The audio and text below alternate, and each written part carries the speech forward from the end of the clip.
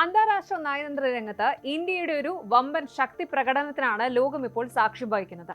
പ്രധാനമന്ത്രി നരേന്ദ്രമോദി തന്റെ അതീവ നിർണായകമായ 6 ദിവസത്തെ 3 നേഷൻ ടൂർ അല്ലെങ്കിൽ 3 രാജ്യങ്ങളിലേക്കുള്ള സന്ദർശനം ഇന്ന്, അതായത് ജൂലൈ 6-ന് ഔദ്യോഗികമായിട്ട് ആരംഭിച്ചിരിക്കുകയാണ്. ഇന്തോനേഷ്യ, ഓസ്ട്രേലിയ, ഒടുവിൽ ന്യൂസിലൻഡ് എന്നിവയാണ് മോദിയുടെ ലക്ഷ്യസ്ഥാനങ്ങൾ. ഇത് വെറും ഒരു വിദേശയാത്രയല്ല. ഇൻഡോ പസഫിക് മേഖലയിൽ ചൈനയുടെ അനാവശ്യമായ കടന്നുകയറ്റങ്ങൾക്ക് തടയിടാനും ഇന്ത്യയുടെ ആക്ട് ഈസ്റ്റ് പോളിസി, ഒപ്പം തന്ത്രപരമായ മഹാസാഗർ വിഷൻ എന്നിവ ശക്തമാക്കാനുമുള്ള മോദിയുടെ മാസ്റ്റർ സ്ട്രോക്കാണിത്.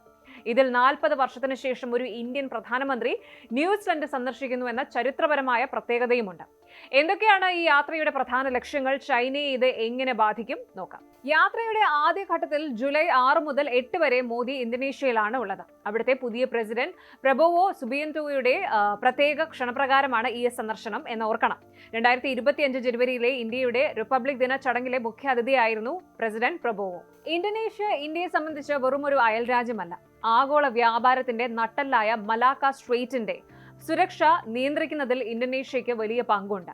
ഇവിടെ ചൈനീസ് നാവികസേനയുടെ ഭീഷണി മറികടക്കാൻ ഇന്ത്യയും ഇന്തോനേഷ്യയും തമ്മിലുള്ള കോംപ്രിഹെൻസീവ് സ്ട്രാറ്റജിക് പാർട്ണർഷിപ്പ് കൂടുതൽ ശക്തമാക്കുകയാണ് മോദിയുടെ ലക്ഷ്യം.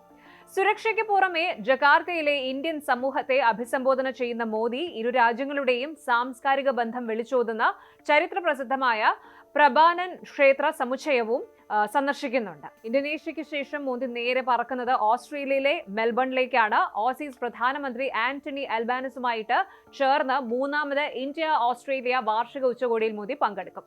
ക്വാഡ് സഖ്യത്തിലെ 2 പ്രധാന ശക്തികളായ ഇന്ത്യയും ഓസ്ട്രേലിയയും തമ്മിൽ ഇപ്പോൾ അതീവ സുരക്ഷാ ബന്ധമാണുള്ളത്. ഈ ചർച്ചകളിൽ പ്രധാനമായും വരുന്നത് 3 കാര്യങ്ങളാണ്. കടുത്ത സൈബർ സെക്യൂരിറ്റി ഭീഷണികൾ നേരിടുക, ചൈനയെ ആശ്രയിക്കുന്നത് കുറച്ചുകൊണ്ട് സുരക്ഷിതമായ സപ്ലൈ ചെയിൻ റെസിലിയൻസ് നിർമ്മിക്കുക, ഒപ്പം പുതിയ എമർജിംഗ് ടെക്നോളജികൾ പരസ്പരം പങ്കുവയ്ക്കുക. ഇതിനൊക്കെ പുറമെ ഇന്ത്യൻ വിദ്യാർത്ഥികളെ ഏറെ അലട്ടുന്ന ഓസ്ട്രേലിയൻ സ്റ്റുഡന്റ് വീസ വൈകുന്ന പ്രശ്നവും മോദി ഈ ചർച്ചകളിൽ ഉന്നയിക്കുന്നുണ്ട്. ഈ യാത്രയിലെ ഏറ്റവും വലിയ മാസ് എൻട്രി എവിടെയാണ് എന്നറിയാമല്ലോ?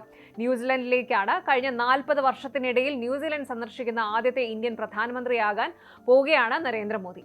ഒടുവിലായിട്ട് ഒരു ഇന്ത്യൻ PM അവിടെ പോയത് 1986-ൽ രാജീവ് ഗാന്ധി ആയിരുന്നു. ന്യൂസിലൻഡ് പ്രധാനമന്ത്രി ക്രിസ്റ്റഫർ ലക്സന്റെ ക്ഷണപ്രകാരമാണ് മോദി ഓക്ലൻഡിൽ എത്തുന്നത്. ഇവിടെ വെച്ച് 2 രാജ്യങ്ങളും തമ്മിൽ ഈ വർഷം ഏപ്രിലിൽ ഒപ്പുവെച്ച ചരിത്രപരമായ ഫ്രീ ട്രേഡ് എഗ്രിമെന്റ് FTA സ്വതന്ത്ര വ്യാപാര കരാറിന്റെ പുരോഗതി ഇരു നേതാക്കളും വിലയിരുത്തും.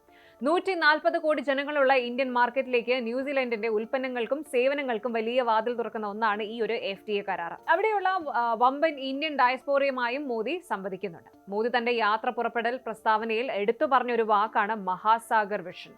എന്താണ് ഇതുകൊണ്ട് ഉദ്ദേശിക്കുന്നത്? Mutual and holistic advancement for security across the regions എന്നതിന്റെ ചുരുക്കപ്പേരാണ് മഹാസാഗർ. സിമ്പിളായിട്ട് പറഞ്ഞാൽ ഇന്ത്യൻ മഹാസമുദ്രത്തിന്റെ കിഴക്കൻ മേഖലകളിലുള്ള രാജ്യങ്ങളെ ഒപ്പം നിർത്തിക്കൊണ്ട് ഒരു free, open and inclusive Indo Pacific സുരക്ഷാ വലയം തീർക്കുക എന്നതാണ് ഇന്ത്യയുടെ പ്ലാൻ. കഴിഞ്ഞ ആഴ്ചകളിൽ മോദി മൊറീഷ്യസ്, സേഷൽസ് എന്നീ പടിഞ്ഞാറൻ ഇന്ത്യൻ മഹാസമുദ്ര രാജ്യങ്ങൾ സന്ദർശിച്ചിരുന്നു. ഇപ്പോഴത്തെ കിഴക്കൻ മേഖലയിലേക്കും ഇന്ത്യ ആ ഒരു നയതന്ത്ര പിടി മുറുക്കുകയാണ്. ചുരുക്കത്തിൽ, സമുദ്ര വ്യാപാര പാതകളിൽ ചൈന ഏകപക്ഷീയമായ ആധിപത്യം സ്ഥാപിക്കുന്നത് തടയാൻ ഇന്ത്യ നടത്തുന്ന വമ്പൻ പ്രതിരോധ മതിലാണിത്. അപ്പോൾ ആഗോളതലത്തിൽ ഇന്ത്യയുടെ ശബ്ദവും സ്വാധീനവും എത്രത്തോളം വലുതാകുന്നു എന്നതിന്റെ കൃത്യമായ തെളിവാണ് മോദിയുടെ ഈ ഒരു 3 നേഷൻ മാരത്തൺ ടൂർ. സാമ്പത്തിക ഭദ്രതയും സൈനിക സുരക്ഷയും ഒരേ സമയം ഉറപ്പാക്കാൻ ഇന്ത്യ നടത്തുന്ന ഈ നീക്കങ്ങൾ ഏഷ്യ പസഫിക് മേഖലയുടെ ഭാവി തന്നെ മാറ്റിമറിക്കുമെന്നതിൽ സംശയമില്ല. കൂടുതൽ വാർത്തകൾക്ക് News 18 Keralam YouTube channel subscribe ചെയ്യുക.